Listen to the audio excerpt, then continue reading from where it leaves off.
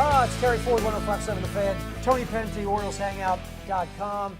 This is our spring training preview. It is called Orioles Hangout Presents, what is it called again? Birds Chat. Birds Chat. Oriole Hangout Presents Birds Chat.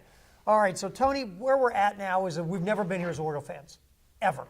Never. We have a team that's coming off a 115-loss season with a new front office. They're bringing in this thing called analytics that we never heard of, that the rest of baseball's been doing for a while. 22nd century for the Orioles. The Orioles also now, by the way, have VCRs in the offices. I don't know if you knew this. They've gone there. They were Betamax. I think they were trying to get to the VCRs last year. So now we have this new front office, new philosophy, new eyeballs looking at all these players, the holdovers, the prospects, the new players in the organization. It's a whole new world of Oriole baseball. And it's something that we've never seen before. No, it certainly isn't. There's a whole new group of people that are going to be evaluating this season, all the way from the management, of Elias coming in here and the folks he's brought in, along with the whole new coaching staff, new manager. We don't know how they're going to evaluate these guys. Obviously, we've heard about the analytics. So it's going to be probably a huge part that they've never used in the past when they're looking at evaluating guys. So that's something new. And really what they're trying to do this season is different. Every other year we've been here in the last, probably as long as I can remember, it was always about trying to win. You thought even if the team didn't look that great, you still thought maybe a couple things, everything, lightning in a bottle hits, there's a chance. Right. No one's going into this season thinking there's any chance this team competes, right? But that's okay because that's really what they understand they're doing this year. So they're really looking this year, who are the guys on this roster that are going to be part of a winning future, and who are the guys that are trade chips that they can trade to get guys that are going to be part of that winning future. It's going to be interesting because there is no lightning, there are no bottles, No. there's going to be a lot of losing. Right. And like you said, we're going to go through, the pitching staff, the everyday players, the prospects, and it's going to be on a few of these guys. Okay, Tony, is this a keeper or is this a trade chip? And some of them are completely obvious. Right. But as we go through this, that's going to be a big part of this conversation because there are players here who we're rooting to have a good 2 or 3 months so you can deal them. Right. And Absolutely. that's kind of where we're at right now. So, Right. So starting with the let's starting get going. rotation. Absolutely. The starting rotation, there are 3 people set here. Dylan Bundy, Alex Cobb, Andrew Cashner. And Cobb and Cashner are 2 guys we're going, go get them every 5th day so they can get traded by the deadline. You hope you can get some minor league prospects and assets for them. I want to ask you about Dylan Bundy. It almost feels like it's a crossroads. Mm-hmm. Even though Bundy still has control, it's not like, he's coming to the end of his 6 years of control. But he's like teetering on that. Is he going to be a guy in 3 years that's going to be part of something? Or is he a guy that you want to start putting up some numbers because he does have control and you can trade him possibly to get a prospect or 2? So give me your thoughts, first of all, on Bundy because that's the question mark. Yeah, I think Bundy is really an interesting guy because last season was not very good for him. Obviously, right? It was a step back. They kind of thought that this was a guy that needed to take a step forward. And last season, he clearly took a step back, and he is valuable. But this is why I don't think he's going to be part of a winning future here because I think when he gets to that point, he's going to be too expensive. I think if he's the guy that you do want to keep at that point, I think he's a guy that's already made himself kind of expensive at that point, and maybe he's not your guy. So I think he's the guy that if he has a really good half of a season, maybe it ends up like what happened to Kevin Gausman last season. Maybe they end up trying to move him, hopefully to get a little better return. You mean trade him and don't get a package of value for him? Let's hope that it's not about trying to gain some money back because that's not what it should be about. It should be about trying to get the top talent they can get in the future. So I think he's a trade chip, just like obviously Cobb and Cashner are. I think Cashner is a guy because he's a free agent at the end of the year. If he for some reason had a really good half, he could get some value back. Cobb is a guy has another 2 years left after this season of some retainability. So there could be some value there if he gets back to looking like a guy he was really in the second half of last season. And I think Cashner's got a team option on the end of that deal. I think he does. You're right. So if Cashner, and by the way, if Cashner pitches well his first start in April, I'm trading him. Can I just get that out of the way now? First time I get value. That's right. I'm trading him. There's no doubt. So that might add to Cashner's value is, you can pick him or keep him with the option, or he's done after the following season. So he's a very interesting case. But yes, Cobb and Cashner, both obvious trade chips, and I agree with you. I think by the time, if Bundy turns a corner, by the time he becomes what we hope he'd become, he's priced himself out of Baltimore. Right. So I think Bundy is another guy that I think, don't be surprised if he gets dealt. if he pitches well. Don't be surprised. It's kind of weird because we go back and we thought about this guy being the guy we were going to build around in the pitching staff, him and Gossman along with Machado. You think a couple years ago, and we're looking at basically all of those chips are out the door. But, and we'll get to this later when we start talking about some of the guys. There are some guys coming up that hopefully are the next group that will be the next winning franchise with the Orioles. Let's hope. Now let's go to the fourth starter here. And look, David Hess pitched pretty well near the end of the year. If you look at his overall numbers, I don't think we're doing backflips like, oh my God, David Hess, he's a fixture here. Right. David Hess is definitely in. But I think David Hess is a guy, if he throws okay in the spring, because the way this whole setup is, if he just doesn't go out and take a gas can to the mound in the spring, I think Hess is in the rotation. Yeah, I think he's definitely out of the next group of guys we're going to talk about. He's definitely the guy that you look at has to pitch his way off the team versus the other guys really going to have to pitch their way on. He was solid last season. You're talking about a guy who would come out, have a good outing, a couple good outings in, a couple bad outings, and unfortunately that's who he was in the minor leagues. That's exactly this guy. He's never been a consistent guy. He's always been a guy I always thought was going to be a better role in a bullpen. You put him out there, I think he'd throw harder out there. But for right now, I think he is in this rotation. I think he's the fourth starter.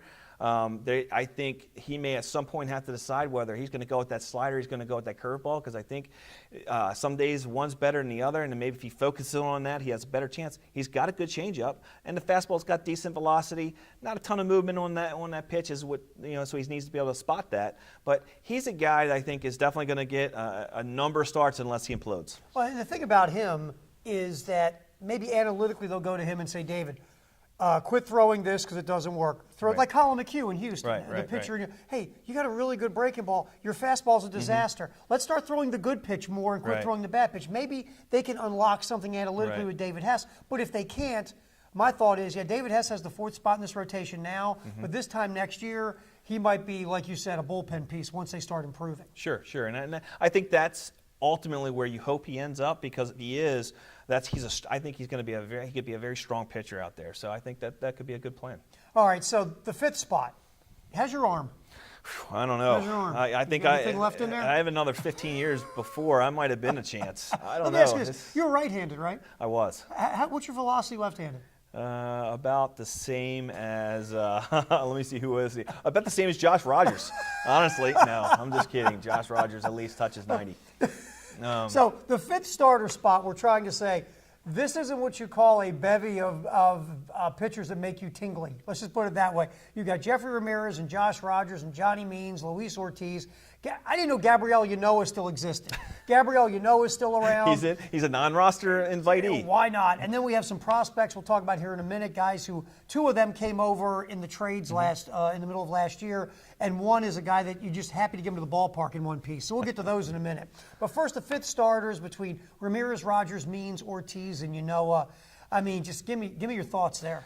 Right. I think going into the season, based on what we saw last season, I think this is going to come down to three guys, really. I think Ramirez, Rogers, and Means it's really kind of an open competition between them. I think whoever pitches the best in spring training, if I had a gun to my head right now, who do I think is going to probably win that? I think Josh Rogers is the most ready of all of them. The stuff isn't great out of Josh Rogers.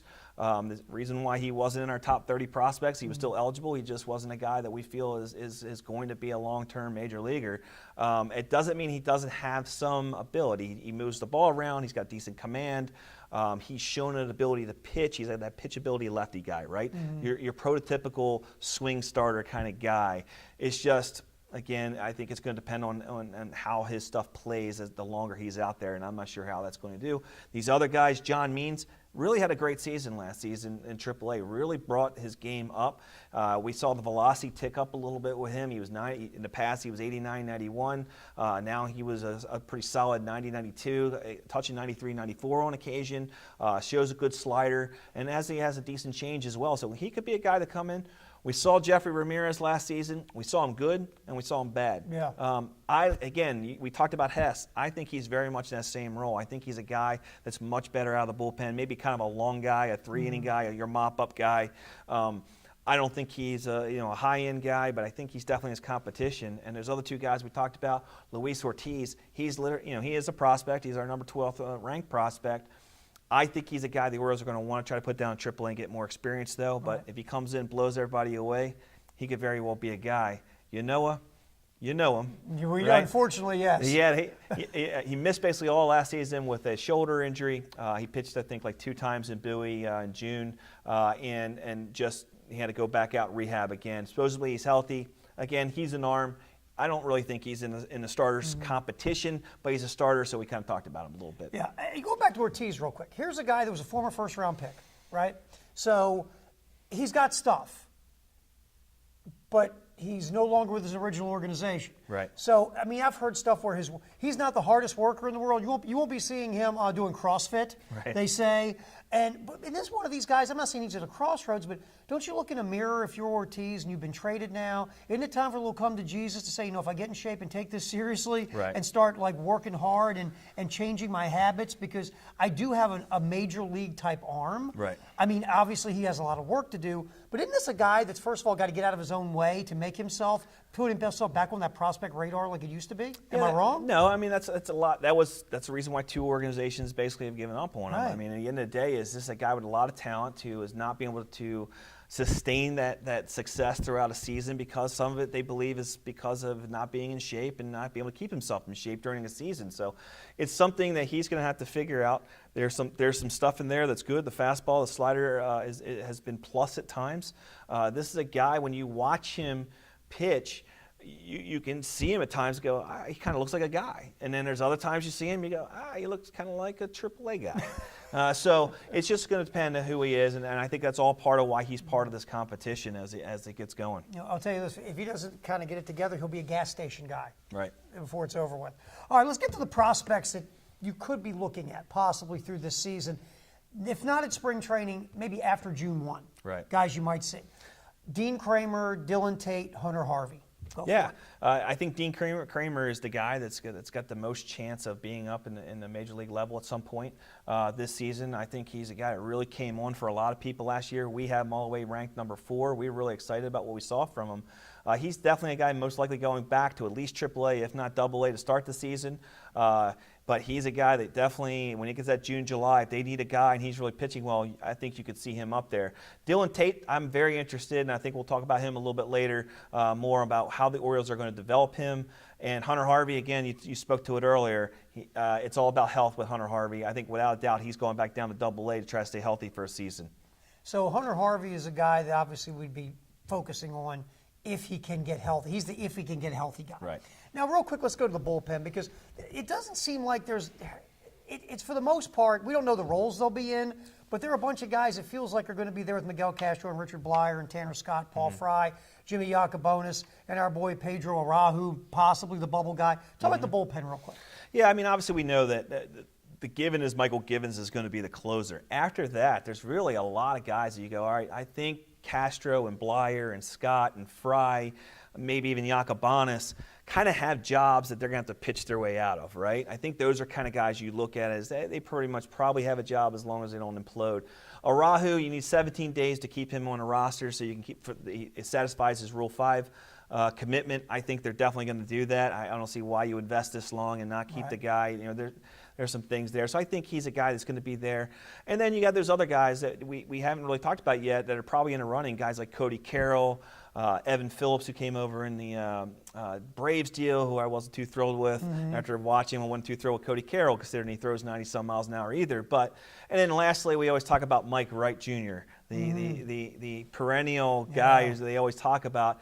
I think this season, if it's me, looking at how he comes up short in a lot of the analytics standpoint, I would not be surprised if this is the last season that the Orioles give him a shot. You probably see him on DFA before the year's out. And the guy, obviously, the other pitch really well so we can trade you piece is Michael Givens. Yeah. Oh, absolutely. And I mean, he's the one guy. He could actually be the Orioles' all-star. Right. I mean, that's the kind of talent Michael Givens has. We've all seen him. That's the type of talent we know that he can bring to the field every day. The one thing Michael Givens has to be able to do is pitch in cold weather. If you ever notice, he has a very slow starter, and it's usually when the weather's cold. He's a Florida guy. Exactly. You don't want anything to do with holding that ball in the cold. So that's one thing I think he has to take a step forward this season. But he's definitely a guy. He could be the most valuable trade chip of this. We saw how some of these relievers have gone around that trading deadline. You need a key guy that can really shut down your bullpen. If he can become a shutdown reliever this season for the Orioles, he could be a key guy come that trading deadline. All right, we've gone through the pitching staff, the starters, and the relievers. We will get back in here and talk about the everyday players and what we can see possibly in the spring with the Orioles. It's Orioles Hangout, Bird Chatter, Bird Talk, Bird Droppings. Presents Bird. I almost said Bird Droppings. See, Bird Chat. Orioles Hangout presents Bird Chat. Terry Ford, 105.7 The Fan, Tony Penty, OriolesHangout.com. We'll be back talking about the everyday players next.